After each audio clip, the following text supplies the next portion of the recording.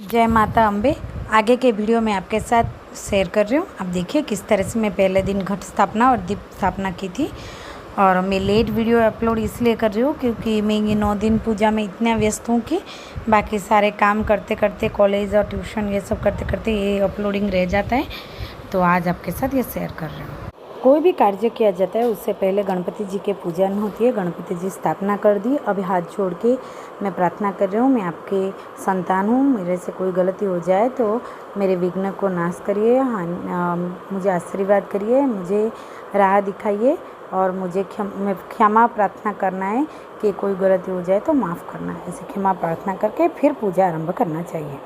क्षमा प्रार्थना करने के समय आपके हाथ में 21 दुबा जो होती है उसको धागे में बांध लीजिए। एक पुष्प लीजिए और कुछ हाथ में चावल लेके क्षमा प्रार्थना करके वो भगवान गणपति के पैर के नीचे रख दीजिए।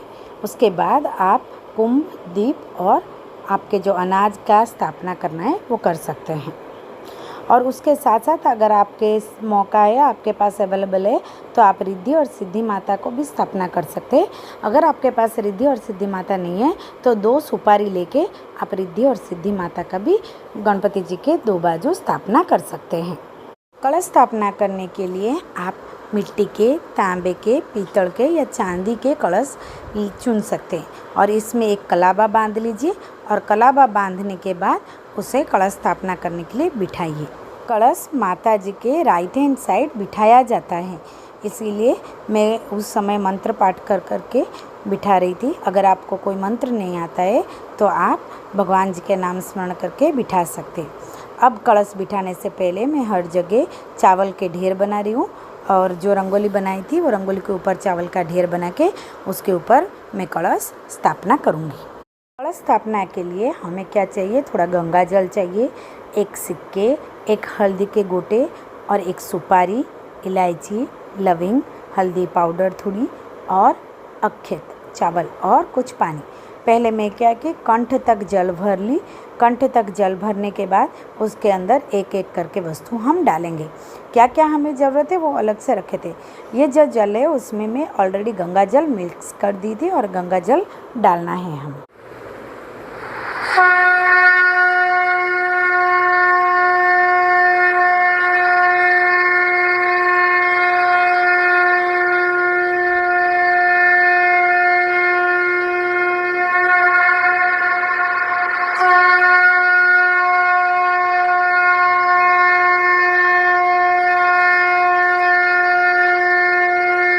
कलश के ऊपर जो एक पात्र रख के उसमें चावल भर दीजिए। और ये पात्र के नीचे मैं भूल गई थी रखने के लिए, आप 5 आम के पत्ते या 5 अशोक के पत्ते या पान के पत्ते रख सकते हैं। आम, पान और अशोक के पत्ते रख सकते हैं। उसके ऊपर एक कलाबा या एक चुनरी बांध के आपको नारियल रखना है।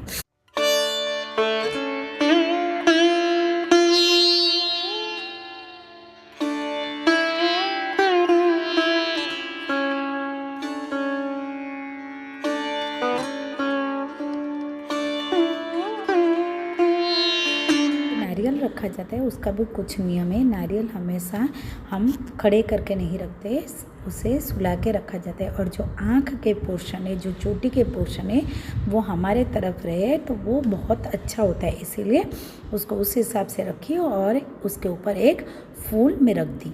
और इसके बाद हम फिर से चावल का ढेर बनाए और उसके ऊपर एक मिट्टी के बर्तन रखे, दूसरे चावल का ढेर बना के उसके ऊपर दिया रखे।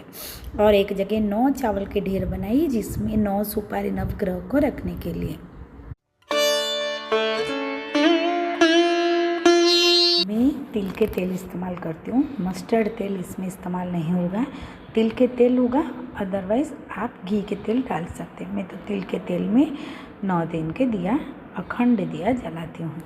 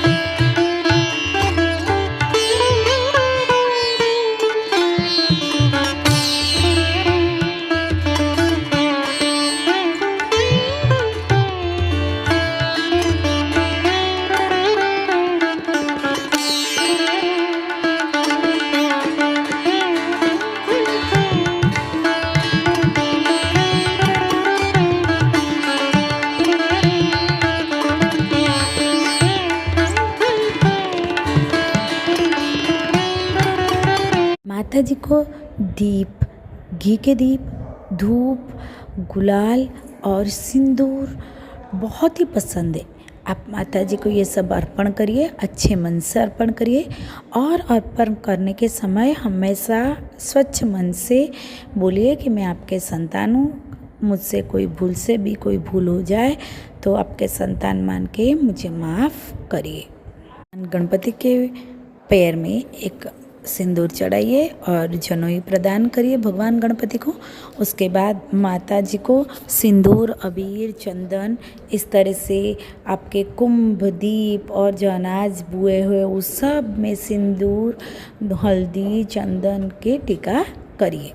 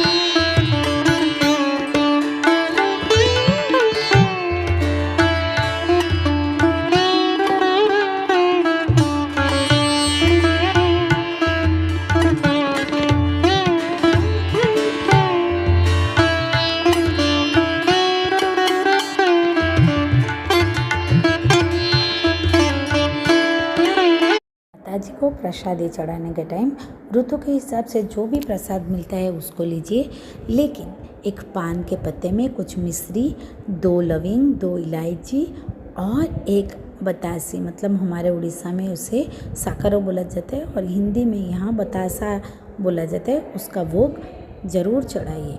अब मैं माता को जितने भी भगवान, मेरे मंदिर में ही मैं पूजा कर रही थी, इसलिए जितने भी भगवान हैं उन सबको मैं पुष्प प्रदान कर रही थी हाथ जोड़ के अच्छे मन से।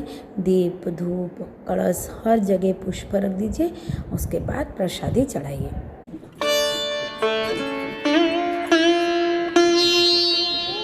दीप, धूप, अबीर, सिंदूर, चंदन आगे ज़रूरत पड़ेगा ये 9 दिन, इसलिए इन सब को मैं इकट्ठा करके एक तरफ साइड कर दी और माता जी के जो जगह था जहाँ सब कुछ बिखर गया था वहाँ साफ़ कर दी।